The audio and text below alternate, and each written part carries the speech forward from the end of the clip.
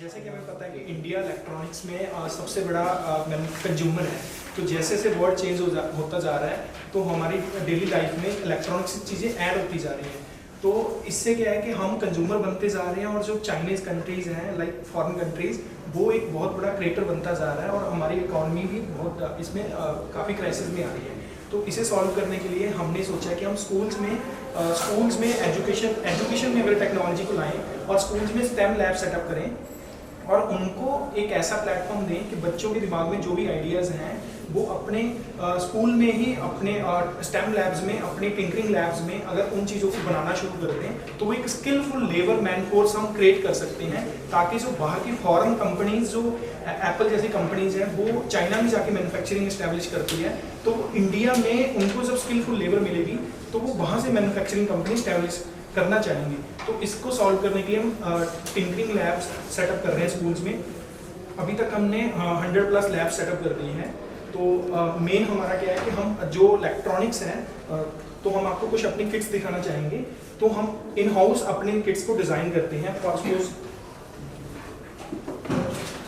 हम इस तरीके के इलेक्ट्रॉनिक्स ब्लॉक्स डिज़ाइन कर रहे हैं। These are the electronic sensors और इनकी सबसे अच्छी ब्यूटी है कि इनको हम डायरेक्टली कोई भी सेंसर को विदाउट एनी वायर इनको आपस में प्लग इन प्ले कर सकते हैं। डायरेक्टली प्लग इन प्ले कर दिया and it will work. And इससे वो क्या रहा है कि फर्स्ट थिंग तो हम इंडिया में मेक इन इंडिया इसको मतलब बना रहे हैं। देन स्टूडेंट्स के लिए जो क्लास 6, 7 या 12th वाले बच्चे हैं उनको बहुत ज़्यादा इलेक्ट्रॉनिक्स सीखना नहीं है। इन ब्लॉक बेस से वो अपने इमेजिनेशन को क्रिएटिविटी में कन्वर्ट कर सकते हैं। जैसे ये सेंसर बना रहे हैं इनका फिजिकली रियलिटी में क्या यूज हो रहा है, तो जैसे ये पावर ब्लॉक है देन बजर है, तो इनको हम कहाँ यूज कर रहे हैं। लाइक ये सेम ब्लॉक्स मैंने यहाँ पे पुट अप कर दिए।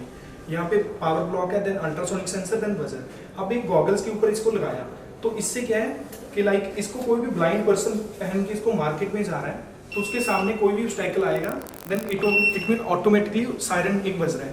तो मतलब हम सेंसर्स बनाना हमारा मकसद सिर्फ उनको सिखाना नहीं है, हम कम्युनिटी की प्रॉब्लम्स को सॉल्व कर रहे हैं। इन्हीं सेंसर्स को अगर हम एक स्टिक पे लगा दें तो एक ब्लाइंड स्टिक बन जाएगा। उसके नीचे अगर सॉइल मॉइस्चर सेंसर लगा दें तो एक फार्मर जो खेत में जा रहा है जिसको मतलब दिखाई नहीं दे रहा है या रात को वो चेक कर सकता है कि कहाँ पे पानी है। तो इस तरीके से हम इलेक्ट्रॉनिक्स ब्लॉक्स बना रहे हैं मल्टीपल। तो इन ब्लॉक के थ्रू हम बच्चों को कोडिंग भी सिखा रहे हैं। देन प्रॉपर करिकुलम उनको सिखाने के लिए उनकी क्लास में इम्प्लीमेंट करने के लिए प्रॉपर बुक बना के उनको इस तरीके का करिकुलम देते हैं। यहाँ पे उनकी जो थ्योरेटिकल लर्निंग है उसको एक्सपेरिमेंटल लर्निंग में कन्वर्ट कर रहे हैं। और अभी तक हम 100+ लैब्स लगा चुके हैं। और इसके बाद नेक्स्ट प्रोडक्ट दिखाना चाहूँगा।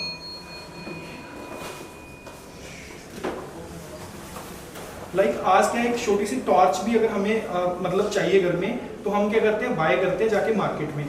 कोई भी उसको बनाने का सोचता ही नहीं है क्योंकि हमारा माइंडसेट एक कंज्यूमर वाला माइंडसेट है। तो हम क्या कर रहे हैं, इस तरीके के प्रोडक्ट्स क्रिएट कर रहे हैं। यहाँ पे हम स्टूडेंट्स को लाइक ये पैकेट्स देंगे। इस पैकेट के अंदर एक जो हम डोर बेल जो मार्केट से परचेज करते हैं, घर पे एक बेल लगाया, बाहर को प्रेस कर रहा है, अंदर अलार्म बज रहा है, उस चीज़ की पीसीबी में कंपोनेंट्स दे रहे हैं। अब उसके साथ शोल्डरिंग आयरन है। अब वो क्या करेगा, इस प्रोडक्ट को रियल फॉर्म में घर पे बना के सीख सकता है कि हाउ सर्किट थ्योरी वर्क्स, इनके कंपोनेंट्स लगा के सीख सकता है। तो इससे प्रॉपर वो प्रोडक्ट्स बना सकता है। Then like torch, study lamp. Got it, sir. Completely got it. Yes. I think thank you for your demonstration. The only thing is I just wanted to know कि ऐसी बहुत सारी किट्स मार्केट में available है, बहुत सारे competitors हैं, ठीक है। अब इसके अंदर कोई एंट्री बैरियर है आपका? सर एंट्री बैरियर नहीं है, डिसीजन मेकर नहीं होता। डिसीजन मेकर या तो पेरेंट्स होते हैं या फिर स्कूल एक डिसीजन मेकर है। तो एंट्री बैरियर अभी जो इकोसिस्टम वो नहीं क्रिएट हुआ कि बच्चा अमेज़न पे जाके ऐसी किट परचेज करे। अभी हम फील्ड मार्केटिंग कर रहे हैं, स्कूल्स में जाके पूरी लैब सेटअप करते हैं। तो देन फिर वो बच्चों को robotics as a compulsory subject, एक एड ऑन सब्जेक्ट वहाँ पे रोबोटिक्स सिखा रहे हैं स्टूडेंट्स को। ये अभी आपने 100 का नाम लिया, 100 में आप कर चुके हो, तो अभी क्या रेवेन्यू क्या है हमारा? सर एक्चुअली हमारी जो कंपनी 2019 ऑनवर्ड्स हमने सेटअप की, दिसंबर 2019, within 3 years we have touched more than 10 crores। तो अभी हम ये रोबोटिक्स आपको मैं वो दिखा रहा था, लाइक अभी जो हम कर चुके हैं, अभी हम क्या कर रहे हैं, एआई लेके आ रहे हैं। इनमें क्या है, लाइक लॉजिकल थिंकिंग है, प्रैक्टिकल लर्निंग है बट अभी हम AI लेके आ रहे हैं, artificial intelligence. I got it completely. I'm not asking like you what exactly you are going to bring. I just wanted to ask अब आपको क्या चाहिए? सो अभी हम 10 करोड़ का रेवेन्यू है, Yes. perfectly fine. Yes Why you are here? For idea मंथन मतलब सो फॉर द आइडिया मंथन दैट इज लाइक वो एक मॉडल अलग था। तो अब क्या है, हम AI लैब्स जो सेटअप करना चाहते हैं वहाँ पे हमें सॉफ्टवेयर बनाना है एक तरीके से। अभी हम जस्ट एक हार्डवेयर कंपनी थे जहाँ पे किट्स बना रहे हैं। got it.